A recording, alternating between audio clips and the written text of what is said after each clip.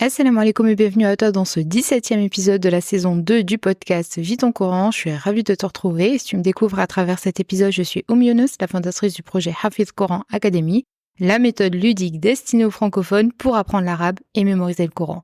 Dans ce podcast, on parle motivation, organisation, conseils, sagesse et plein de magnifiques choses en rapport avec le Coran. Je te retrouve chaque vendredi, Inch'Allah, pour un nouvel épisode. Alors abonne-toi pour ne pas rater les prochains.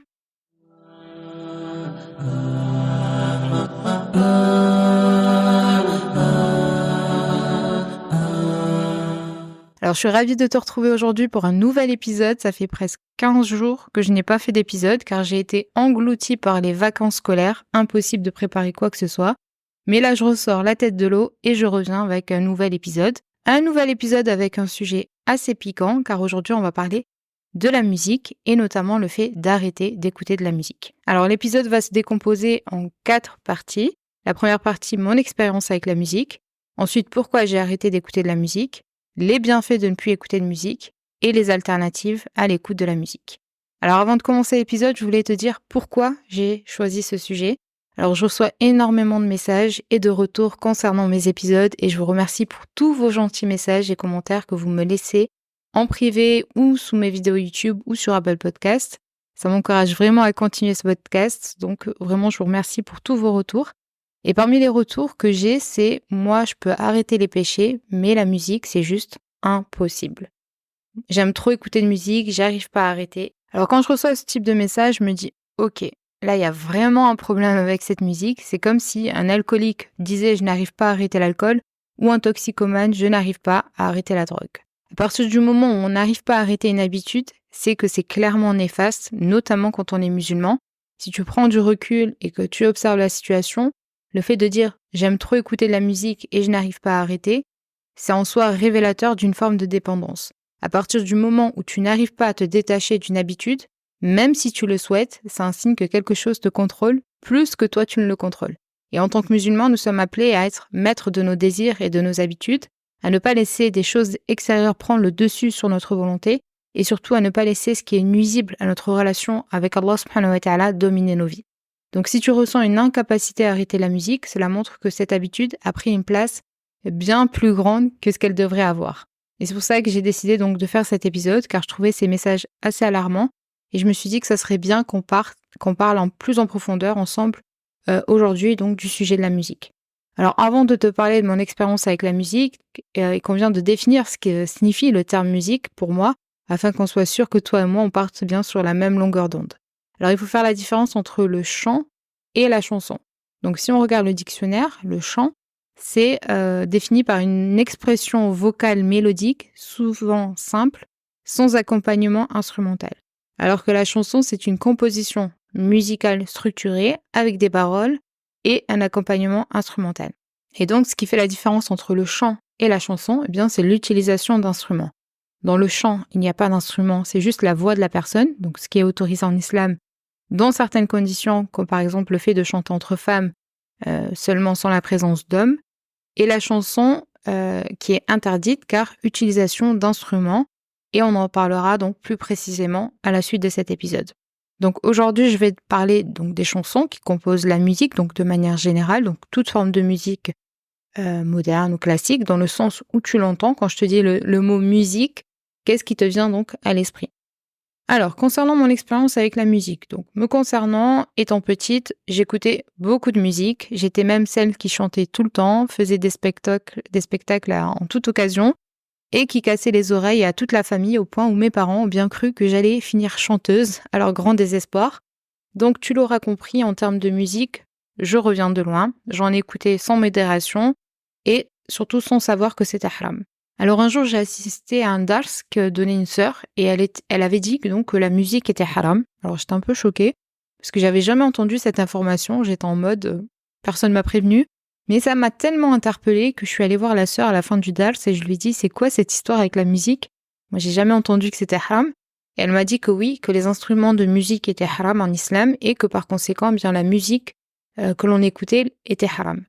Donc l'information m'a un peu piquée, pour dire vrai. Parce que écouter de la musique, ce n'est pas un acte occasionnel, mais ça devient véritablement une habitude au quotidien. Donc on écoute de la musique selon le contexte dans lequel on se trouve, soit pour se détendre ou au contraire se motiver. Il y a beaucoup de personnes qui écoutent de la musique en travaillant, en faisant du sport, en cuisinant ou pendant les trajets en voiture ou dans les transports. Et à cela s'ajoute également que la musique est omniprésente dans notre société, que ce soit dans les films, les publicités, dans les lieux publics, que ce soit dans les centres commerciaux ou les restaurants. On a grandi avec elle et elle devient une partie normale de notre vie quotidienne. Et donc, c'est un peu une routine, donc on ne peut pas envisager notre vie sans elle. Donc, dans ce contexte, arrêter la musique, ça devient véritablement un challenge, c'est un défi. Et notamment qu'au fil du temps, on développe souvent une connexion avec les chanteuses ou les chanteurs que l'on écoute. On s'attache à leur voix, on s'attache à leurs paroles, on se sent connecté avec les émotions qu'ils transmettent, avec le message qu'ils véhiculent. Et donc, arrêter d'écouter de la musique, c'est comme une perte d'un compagnon, entre guillemets. On est curieuse d'écouter la dernière chanson qu'elle vient de sortir. Certaines chansons sont associées à des moments de notre vie qu'on aime bien, etc. Donc, avec tous ces éléments, ça me paraissait assez compliqué d'arrêter. Donc, quand je suis sortie du Dars, je n'étais pas 100% convaincue. Surtout que je me disais que je ne faisais rien de mal. Je faisais de mal à personne, à part aux oreilles de ma famille, avec ma voix qui me semblait pourtant magnifique. Donc, je me suis dit que j'allais faire mes propres recherches et que l'avis que donnait la sœur était peut-être un avis juridique isolé, en clair. Quand tu es jeune, tu te dis que tu vas trouver la faille, entre guillemets, ou l'avis juridique qui va t'arranger. Et à cela s'ajoute également le fait de ne pas écouter de musique, c'est souvent associé dans notre esprit à de l'ennui. On va se dire, ok, si j'écoute pas de musique, je vais faire quoi? Ou c'est associé également à être en compagnie de personnes qui sont ennuyeuses. Donc si tu n'écoutes pas de musique, tu es ennuyeuse. On associe la musique à une forme de plaisir, à une forme de convivialité. Et la personne qui décide de ne pas écouter de musique, eh bien, elle est perçue comme une personne ennuyeuse ou comme une personne à part. Surtout quand on est jeune, le fait de ne pas écouter de musique ou le fait de ne pas connaître les dernières tendances, eh ben, ça peut nous faire sentir exclus, comme si on manquait quelque chose d'essentiel pour rester connecté aux autres, comme si on était un peu bizarre pour les autres. Donc, et d'ailleurs, pour l'anecdote, j'avais le souvenir d'une sœur qui avait assisté à un mariage ou une aqiqa, je sais plus, et c'était sa sœur qui était l'invitée, et elle avait amené donc sa sœur avec elle. Et elle ne voulait pas venir en réalité à cet événement car elle savait qu'il n'y aurait pas de DJ à l'événement, que ce serait juste du duf avec des sœurs qui chantent. Et à la fin de la soirée, elle m'a dit qu'elle pensait s'ennuyer et qu'au final, elle avait passé la meilleure soirée de sa vie. Parce que quand les sœurs chantent avec le duf, les invités répètent après elles, donc le groupe des sœurs qui chantent. Et donc, on fait des groupes où les unes répondent aux autres en chantant, etc. Donc, c'est participatif, donc personne n'est exclu. On passe une bonne soirée alors qu'avec un DJ, eh bien, tout le monde danse, mais il n'y a pas ce côté convivial ou de chanter tout ensemble. Donc voilà, donc ça c'est par rapport à l'anecdote où on a l'impression que les personnes qui n'écoutent pas de musique sont ennuyeuses et qu'on va passer donc un moment ennuyeux. Du coup, j'ai commencé donc à faire mes petites recherches et tout ce que je trouvais ne faisait que confirmer bien les dires de la sœur donc lors du dars. Donc j'ai trouvé d'abord donc le hadith du prophète alayhi salatu wassalam qui dit qu'il y aura des gens dans ma communauté qui vont rendre licite l'adultère, la soie pour les hommes, le vin et les instruments de musique. Donc il y aura des gens dans ma communauté qui vont rendre licite l'adultère, la soie, donc pour les hommes, le vin et les instruments de musique. Donc il y a également de nombreux autres hadiths qui vont dans ce sens, donc je t'invite à faire tes propres recherches comme je l'avais fait à l'époque. Il y a également la ayah 6 dans Surat al-Luqman, quand Allah subhanahu wa ta'ala dit dans une traduction du sens de la ayah, et parmi les hommes, il est quelques-uns qui, dénués de science, achètent de plaisants discours pour égarer les gens du chemin d'Allah et pour le prendre en raillerie, ceux-là subiront un châtiment avilissant. Donc, et parmi les hommes, il est quelques-uns qui, dénués de science, achètent de plaisants discours pour égarer les gens du chemin d'Allah et pour le prendre en raillerie, ceux-là subiront un châtiment avilissant. Donc, c'est la ayah 6 de la sourate Luqman. Et les savants ont interprété donc le passage plaisant discours comme une référence à la musique. Donc, il peut détourner les gens donc de la piété et donc du rappel d'Allah subhanahu wa ta'ala. Donc, ils considèrent que l'usage de la musique et des chansons futiles peuvent éloigner donc les musulmans, les croyants de leur obligation religieuse et donc mener à la distraction du cœur. Et concernant le cœur, il y a également cette parole d'Ibn al-Qayyim, rahimahullah, qui a dit « Il y a deux amours qui ne peuvent pas cohabiter dans le même cœur, l'amour du Coran et l'amour de la musique, l'un chassera l'autre. » Donc il y a deux amours qui ne peuvent pas cohabiter dans le même cœur, l'amour du Coran et l'amour de la musique, l'un chassera l'autre. Donc clairement, quand j'ai pu constater que l'écoute de la musique n'était pas un acte aussi anodin qu'il n'y paraissait et qu'il pouvait avoir des répercussions sur ma foi, j'ai donc décidé d'arrêter. Donc cette histoire, elle date depuis presque 20 ans. Je n'écoute toujours pas de musique et j'ai survécu. Donc si je te raconte mon expérience, c'est parce que les messages que j'ai reçus m'ont énormément touchée et que je savais que si je faisais un épisode en disant « la musique c'est haram », j'aurais reçu en retour des messages du type « oui, mais pour toi c'est facile, tu n'as pas grandi avec la musique, etc. » Donc en te partageant mon histoire, je te montre qu'il est tout à fait possible d'arrêter cette habitude et qu'il est tout à fait possible de changer. Comme toute habitude, eh bien, elle peut être remplacée ou modifiée avec de la volonté, avec de la patience et avec des étapes progressives. Donc ce n'est pas impossible, contrairement à ce que Shaitan te fait croire, surtout si tu prends conscience du fait que cela peut être néfaste pour toi sur plusieurs plans. Déjà sur le plan spirituel, donc comme je te l'ai dit tout à l'heure, la musique étant interdite, elle risque de te faire négliger tes obligations religieuses et c'est une porte vers la désobéissance. Donc la musique, elle capte souvent notre esprit, elle capte souvent nos émotions et quand le cœur est rempli de ces distractions, il devient beaucoup plus difficile de se concentrer sur des actes d'adoration comme la salat par exemple, la méditation du Coran ou encore le dhikr. Donc les chansons modernes, elles véhiculent également des valeurs ou des idées qui ne sont pas conformes à notre éthique musulmane. Donc ces paroles, lorsqu'elles sont répétées donc à longueur de journée, elles vont influencer subtilement ton comportement, tes pensées et même tes valeurs. Ça peut te conduire, sans t'en rendre compte, à adopter des comportements qui sont éloignés donc des principes de notre religion. Surtout qu'aujourd'hui, avec Internet, nous avons accès aux coulisses de l'industrie musicale et on observe bien que c'est un monde très sombre, voire satanique. Donc quand j'étais jeune, on n'avait pas Internet et donc on n'avait pas accès à toutes ces informations lugubres. L'écoute de la musique, ça se limitait à la télévision, on voyait les strass, les paillettes et tout le monde était gentil et sympathique. Aujourd'hui, avec Internet, on voit les interviews des artistes qui disent clairement avoir vendu leur âme au diable, qui ont des paroles blasphématoires, des clips très suggestifs avec des messages subliminaux qui sont au service de Shaitan, qui sont clairement néfastes pour ta vie ci-bas et ton au-delà. Alors tu trouveras très facilement toutes ces informations sur YouTube, donc ce n'est pas un secret ce que je suis en train de dire.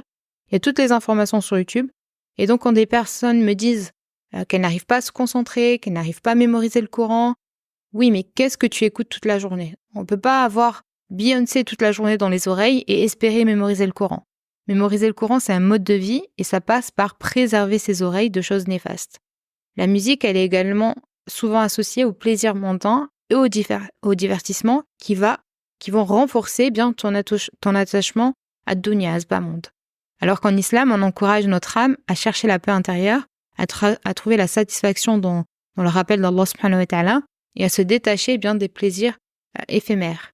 La musique, elle va renforcer l'attachement au monde d'ici-bas et elle va réduire le désir de se tourner vers des actes d'adoration. Il n'y a qu'à voir le modèle de réussite qui est promu par les chanteurs de notre époque, que ce soit le luxe, les femmes, etc. On est très très loin des valeurs islamiques. Donc en écoutant de la musique, tu t'exposes potentiellement à des contenus ou à des ambiances qui peuvent te mener vers d'autres comportements illicites. Par exemple, certaines chansons elles peuvent évoquer des relations illicites ou la consommation de choses illicites telles que l'alcool ou la drogue. Donc sans même t'en rendre compte, la musique, elle peut ouvrir la porte à des désirs, à des comportements, à des besoins qui vont à l'encontre de notre religion et que tu n'aurais pas eu si tu n'avais pas écouté telle ou telle chanson. Alors ça, c'est du point de vue religieux. Maintenant, du point de vue personnel, l'écoute de la musique, elle a également des conséquences et ce n'est pas pour rien que c'est interdit. Comme d'habitude, Allah subhanahu wa ta'ala nous protège d'un mal, même si on ne le voit pas tout de suite. Si on revient à mon histoire, je ne voyais pas de mal, car je voyais à court terme. Écouter la musique, c'était juste à la radio, à la télé, etc. Maintenant, je vois encore plus les méfaits. Quand je vois les interviews des chanteurs, l'analyse de certains clips, et le fait que la musique soit accessible H24 au point où les personnes sont devenues dépendantes alors qu'elles savent que c'est interdit mais continuent à écouter car pour elles c'est impossible d'arrêter, alors qu'il est tout à fait possible, c'est juste une question de volonté et beaucoup de dua. Celui qui fait un pas vers Allah subhanahu wa ta'ala, il lui facilitera son parcours et son choix. Donc, je vois de plus en plus de vidéos également YouTube de personnes qui sont non musulmanes et qui ont décidé d'arrêter la musique et qui racontent leur expérience. C'est très intéressant, donc je t'invite à regarder leurs vidéos. Et ce qui revient souvent dans leurs témoignages, c'est que la musique tue le système de dopamine. Alors, la dopamine, c'est quoi ? c'est un neurotransmetteur qui est produit donc par le cerveau, qu'on appelle souvent l'hormone du plaisir, parce qu'elle va jouer un rôle essentiel dans les sensations de plaisir, de motivation, de récompense. Et le cerveau, quand il s'habitue à cette dose de dopamine qui est fournie par la musique, eh bien, il va créer une sorte de dépendance. Donc, à force de surstimuler ce circuit, on peut avoir de plus en plus de mal à trouver de la motivation ou du plaisir sans ce type de stimulation qu'est la musique. Et c'est pour cela que les personnes me disent par message, c'est impossible pour moi d'arrêter. Et donc, en raison de cette surstimulation, eh bien, il y a d'autres sources de plaisir qui, elles, vont sembler moins intéressantes ou moins stimulantes, comme par exemple lire un livre, méditer, ou ne serait-ce que les activités sociales d'être avec d'autres personnes.